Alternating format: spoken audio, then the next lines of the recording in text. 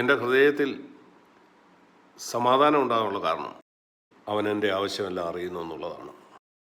എൻ്റെ ജീവിതത്തിൽ സംഭവിക്കുന്നതെല്ലാം എൻ്റെ നന്മയ്ക്കായിട്ട് അവൻ രൂപാന്തരപ്പെടുത്തുന്നു. പിന്നെന്തിനാ ഞാൻ വിചാരപ്പെടുന്നു? എൻ്റെ കഴിവിനപ്പുറത്ത് അവൻ എന്നെ ഒരിക്കലും പരീക്ഷിക്കുകയില്ല. എനിക്കെതിരെ ഉയരുന്ന ഒരു ആയുധവും ഫലിക്കുകയില്ല. അത് വായിക്കുന്നത് യെശയ്യാവ് 54:17 വാക്യമാണ്. എത്ര അത്ഭുതകരമായ വാഗ്ദാനം! ഈ ഭൂമിയിലുള്ള ജീവിതത്തിൽ പൂർണ്ണ സമാധാനം. നാളെ എന്താ സംഭവിക്കുന്നതെന്ന് എനിക്കറിയില്ല. ദൈവത്തിന് അതറിയാം. അതിനുവേണ്ടി അവൻ കരുതിയിട്ടുണ്ട്. നിശ്ചയമായിട്ടും അതെനിക്ക് സഹിക്കാൻ കഴിയുന്നതിൻ്റെ അപ്പുറത്തായിരിക്കുകയില്ല. അതിൻ്റെ ഭാരം എത്രയാണോ അതിനനുസരിച്ചുള്ള കൃപയെ അവൻ എനിക്ക് തരും. അതുകൊണ്ടാണ് നമ്മുടെ ജീവിത സാഹചര്യങ്ങളിൽ നമുക്ക് പൂർണ്ണ സമാധാനമുള്ളത്. അതുപോലെ ആളുകളോടുള്ള ബന്ധത്തിലും വചനം പറയുന്ന എല്ലാവരോടും സമാധാനം ആചരിക്കാനാണ്.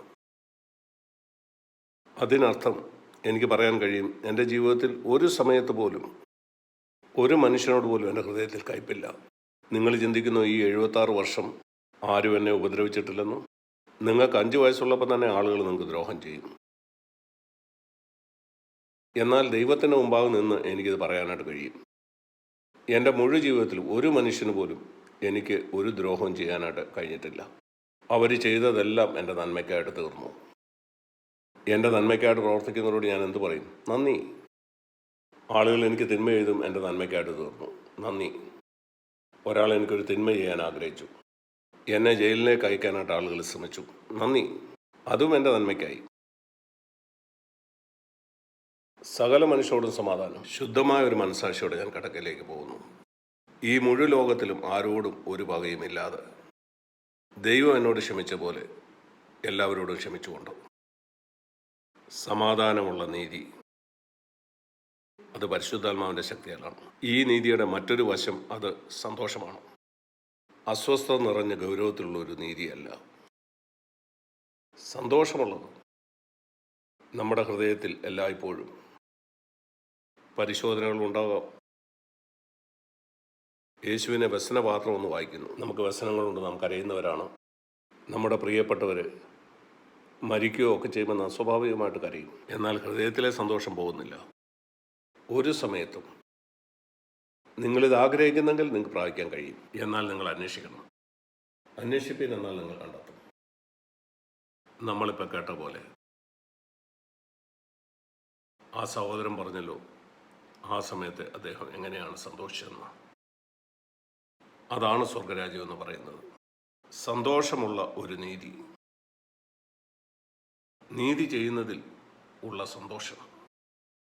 അതുകൊണ്ട് ഒരു പക്ഷെങ്കിൽ സാമ്പത്തിക നഷ്ടമുണ്ടായാലും മറ്റേതൊരു ഭൗതിക നഷ്ടവും സന്തോഷം. നിങ്ങൾക്ക് ഈ നീതി ഉണ്ടെങ്കിൽ, നീതിയെക്കുറിച്ചാണ് സഭയിൽ സംസാരിക്കുന്നത്. നീതി അന്വേഷിക്കുന്ന പലരുമുണ്ട്. എന്നാൽ യേശുവിൻ്റെ നാമത്തിൽ ഞാൻ പറയട്ടെ, ഹൃദയത്തിൽ സമാധാനമുള്ള ഒരു നീതിയല്ല നിനക്കുള്ളതെങ്കിൽ, മറ്റുള്ളവരോട് സമാധാനമില്ലെങ്കിൽ, വിചാരപ്പെട്ടുകൊണ്ടുള്ളൊരു നീതി, അത് പഴയ നിയമത്തിലുള്ള ഒരു നീതിയാണ്. അത് ശരിയായ നീതിയല്ല. നീ നിന്നെ വഞ്ചിക്കുകയാണ്. നിന്റെ നീതി കള്ളം പറയാത്തതും നികുതി കൊടുക്കുന്നതും കാര്യങ്ങൾ നേരെ ചെയ്യുന്നതും അല്ല. നിന്റെ ഹൃദയത്തിൽ സമാധാനമുണ്ടോ? എല്ലാ മനുഷ്യരോടും നിനക്ക് സമാധാനമുണ്ടോ? വിചാരങ്ങളിൽ നിന്ന് രക്ഷപ്പെട്ടവനാണോ? അതാണ് പുതിയ നിയമത്തിലെ നീതി. രണ്ടാമത്, നിനക്ക് സന്തോഷമുണ്ടോ? ആഴ്ചയുടെ 7 ദിവസവും 24 മണിക്കൂർ നീ സന്തോഷിക്കുന്നവനാണോ? എപ്പോഴും എന്ന് പറഞ്ഞാൽ ആഴ്ചയുടെ 7 ദിവസവും 24 മണിക്കൂറും. നിങ്ങൾക്കറിയാം ഫിലിപ്പ് ലേഖനം 4:4. അവിടെ 2 കാര്യങ്ങൾ നിങ്ങൾ ശ്രദ്ധിക്കണം. ഫിലിപ്പിയർ 4:4, കർത്താവിൽ എപ്പോഴും സന്തോഷിപ്പിക്കും. രണ്ടാമത് നിഘണ്ടുവിൽ നിങ്ങൾ നോക്കണം, എപ്പോഴും എന്ന് പറയുന്നതിൻ്റെ അർത്ഥം എന്താണ്. എന്താണ് അതിൻ്റെ അർത്ഥം? ചിലർക്ക് എപ്പോഴും എന്ന് പറഞ്ഞാൽ എന്താണെന്ന് അറിയില്ല. അതിനർത്ഥം ആഴ്ചയുടെ 7 ദിവസവും 24 മണിക്കൂറും. അതാണ് പുതിയ നിയമത്തിലെ നീതി. നിങ്ങൾ പറയും അത് അസാധ്യമാണ്. നിന്റെ വിശ്വാസം പോലെ നിനക്കത് അസാധ്യമായിരിക്കും. കാരണം ദൈവത്തിൻ്റെ വചനം നീ വിശ്വസിക്കുന്നില്ല. നിന്നെക്കൊണ്ട് കഴിയുമോ ഇല്ലയോ എന്നുള്ളതല്ല ചോദ്യം പരിശുദ്ധാത്മാവ് ചെയ്യാൻ കഴിയുമോ എന്ന് വിശ്വസിക്കുന്നു. അതാണ് ഇവിടെ പറയുന്നത്. നീതിയും സമാധാനവും പരിശുദ്ധാത്മാവുള്ള സന്തോഷവും, അതാണ് ദൈവരാജ്യം. ഈ ദൈവരാജ്യം ആദ്യം അന്വേഷിക്കുക. അത് സുവിശേഷീകരണമല്ല. വാടിയ മുഖവുമായ ആരുടെ അടുക്കലെങ്കിലും ചെന്നോ കർത്താവിനെ പറ്റി പറയുക. വാടിയ മുഖമായ ഒരാൾക്ക് ചെന്ന് നീ കർത്താവിനെ സ്വീകരിക്കുമെന്ന് ചോദിച്ചാൽ അവൻ പറയും, നന്ദി, ഇപ്പം തന്നെ എനിക്ക് ഒത്തിരി പ്രശ്നമുണ്ട്. ഇവൻ്റെ മുഖത്തേക്ക് നോക്കുന്ന അവൻ ചിന്തിക്കും, ഈ കർത്താവിനെ സ്വീകരിക്കുന്നുണ്ട് എന്താ കാര്യം. നീതിയും സമാധാനവും പരിശുദ്ധാത്മാവിലുള്ള സന്തോഷവും, അങ്ങനെ ആയിരിക്കണം അത്. എൻ്റെ സഹോദരീസന്മാരെ ഇത് അന്വേഷിക്കുക. പൂർണ്ണ ഹൃദയത്തോടെ ഇതാദ്യം അന്വേഷിക്കുക. നിങ്ങളുടെ മറ്റാവശ്യങ്ങളെല്ലാം, ഭൂമിയിൽ നിങ്ങൾക്ക് ആവശ്യമുണ്ട്, ഭൂമിയിൽ നമുക്കെല്ലാം ആവശ്യമുണ്ട്. നമുക്ക് വീട് വേണം, ജോലി വേണം, നമ്മുടെ മക്കളെ പഠിപ്പിക്കണം. ഞാൻ നിങ്ങളോട് പറയട്ടെ, 57 കൊല്ലം ഒരു വിശ്വാസിയായതിനു ശേഷം, സ്വന്തം കുടുംബത്തെ പരിപാലിച്ച ശേഷം, കർത്താവിനെ വിശ്വസിച്ച ശേഷം, 50 കൊല്ലം ഒരു പൂർണ്ണസമയ ശുശ്രൂഷകനായിരുന്നതിന് ശേഷം, എൻ്റെ ആവശ്യങ്ങൾ ആരോടും പറയാതിരുന്നിട്ടും, ഒരു മനുഷ്യനെ എൻ്റെ ആവശ്യങ്ങൾ അറിയിക്കാതെ, എല്ലാ മാസവും ഒരു വരുമാനമില്ലാതിരുന്നിട്ടും, ഈ വർഷങ്ങളിലെല്ലാം ദൈവം എൻ്റെ എല്ലാ ആവശ്യങ്ങളും നടത്തി തന്നു.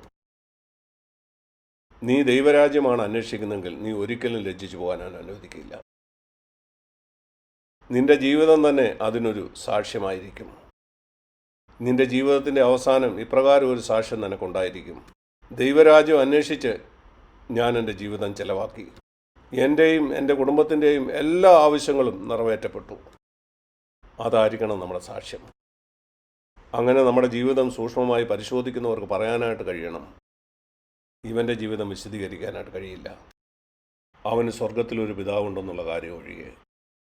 നമ്മുടെ ജീവിതത്തിൻ്റെ അവസാനം എന്നെയും നിന്നെയും കുറിച്ച് അങ്ങനെ പറയുമെന്ന് ഞാൻ പ്രതീക്ഷിക്കുന്നു. നിങ്ങൾ എന്ത് ധാരണ മറ്റുള്ളവർക്ക് കൊടുത്തു എന്നല്ല, അതിനൊരു വിലയുമില്ല. എൻ്റെ സാക്ഷ്യം ഒന്നാമത് പിശാചിനോടാണ്. അവൻ എൻ്റെ ജീവിതത്തിലേക്ക് നോക്കുമ്പോൾ, പിശാചെ നീ എന്നെ കണ്ടുകൊണ്ടിരിക്കുകയാണല്ലോ, പിശാചെ നിൻ്റെ മുമ്പിൽ ഞാനൊരു സാക്ഷിയാണ്. ഞാൻ മുമ്പേ ദൈവത്തിൻ്റെ രാജ്യവും നീതിയും അന്വേഷിച്ചു. എൻ്റെ എല്ലാ ആവശ്യങ്ങളും അത് നിറവേറ്റപ്പെട്ടു. എൻ്റെ കുടുംബത്തിൻ്റെയും. നിനക്കത് മറ്റെല്ലാവരെക്കാളും കൂടുതൽ അറിയാം. നമ്മുടെ ഈ സാക്ഷ്യമാണ് ദൈവത്തിൻ്റെ നാമത്തെ മഹത്വപ്പെടുത്തുന്നത്. ഇത് നമ്മുടെ ജീവിതത്തിൽ സത്യമായിരിക്കട്ടെ. അങ്ങനെ അല്ലെങ്കിൽ നമ്മുടെ ഈ കാലത്ത് ദൈവം ചെയ്യുന്ന അതാണ്. നുറക്കത്തിൻ്റെ സന്ദേശം, ക്രൂശ് എടുക്കുന്നതിനെ പറ്റി, സ്വയത്തിന് മരിക്കുന്നതിനെ പറ്റി, അതുപോലെ തന്നെ പുതിയ നിയമത്തിൻ്റെ ഈ നീതിയിൽ ജീവിക്കുന്നതിനെ പറ്റി അപ്പോസ്തലന്മാർ പ്രഘോഷിച്ച ആ മുഴു സത്യവും ദൈവം സാവകാശം പുനഃസ്ഥാപിച്ചുകൊണ്ടിരിക്കുകയാണ്. മാർട്ടിൻ ലൂതറുടെ ആ കാലം മുതൽ നാം ജീവിക്കുന്ന ഈ സമയം വരെ എല്ലാം പുനഃസ്ഥാപിച്ചുകൊണ്ടിരിക്കുകയാണ്. നാം ആ അവസാനത്തെ തലമുറയിലെത്തി.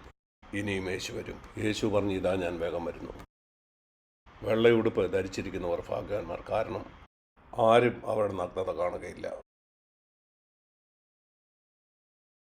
ഞാൻ പറഞ്ഞ് അവസാനിപ്പിക്കാൻ, കർത്താവ് മടങ്ങി വരുമ്പോൾ 2 തരത്തിലുള്ള ആളുകളുണ്ടായിരിക്കും.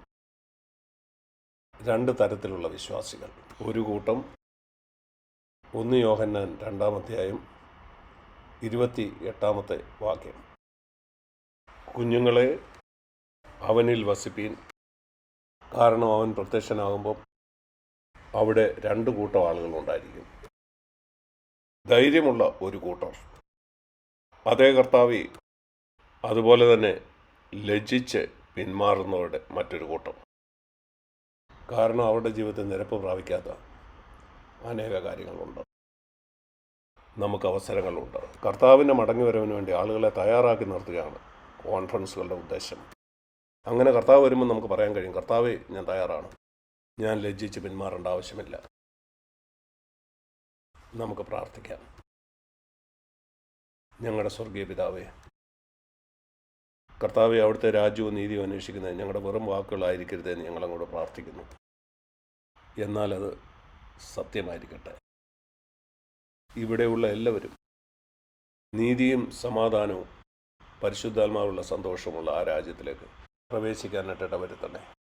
യേശുവിൻ്റെ നാമത്തിൽ പ്രാർത്ഥിക്കുന്നു. ആമേൻ.